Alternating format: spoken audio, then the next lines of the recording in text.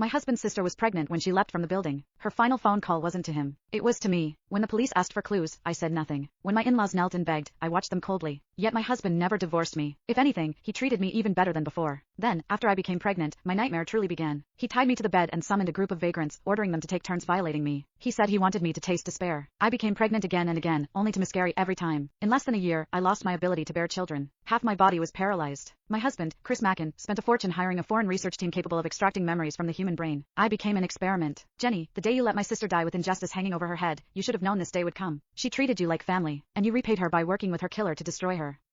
This is your retribution. I lay bound to the bed like a corpse, listening to Chris's hysterical curses. Every word cut like a blade. No, that's not how it was. Then how was it? He roared. Say it. He grabbed my collar, eyes bloodshot as he demanded the truth. The words reached my lips, only to be swallowed back down. Despair crept into my voice as I begged. I can't say it. Please don't force me. His expression stiffened, then twisted into something monstrous. Put the device on her. Extract her memories now. I don't care if she lives or dies. I want the truth. His hatred for me had reached its peak. He locked me inside a glass chamber and had it transported to the city's central plaza. Hundreds of media outlets were invited to witness what he called the unveiling of the truth, what was, in reality, a public execution. 2 years ago, countless people had seen Lisa Mackin, 5 months pregnant, jump to her death. The case drew enormous attention, especially since the police had never solved it. Over time, the incident only continued to fester.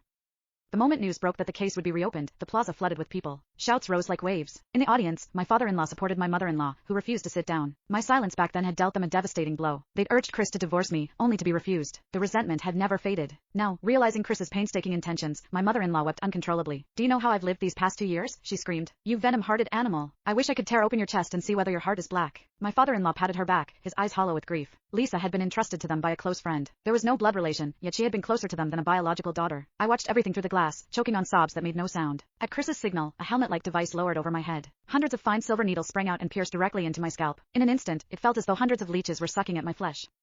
The tearing pain forced screams from my throat. Chris listened to my shrill cries, excitement flickering in his eyes. Sir, one of the technicians said nervously, her body is too weak. If we don't administer nutrients first, this could be fatal. Absolutely not. Chris snapped, eyes blazing with malice. Inject adrenaline. Let her die after the memories are extracted. The technicians hesitated, but under his authority, they could only comply. A syringe of adrenaline was pushed into my body. As the liquid surged through me, my entire being jolted into an unnatural state of stimulation. The memories buried deep inside began to churn. At Lisa's grave, Chris had already been kneeling for 2 hours. I approached with flowers in my arms. Looking at Lisa's smiling face in the photo, my eyes reddened. Just 2 days before her death, we'd gone shopping together. As I bent to place the flowers down, Chris suddenly snatched them from my hands and smashed them into my face. Don't stain my sister's grave. I trembled, bitterness lodged in my throat.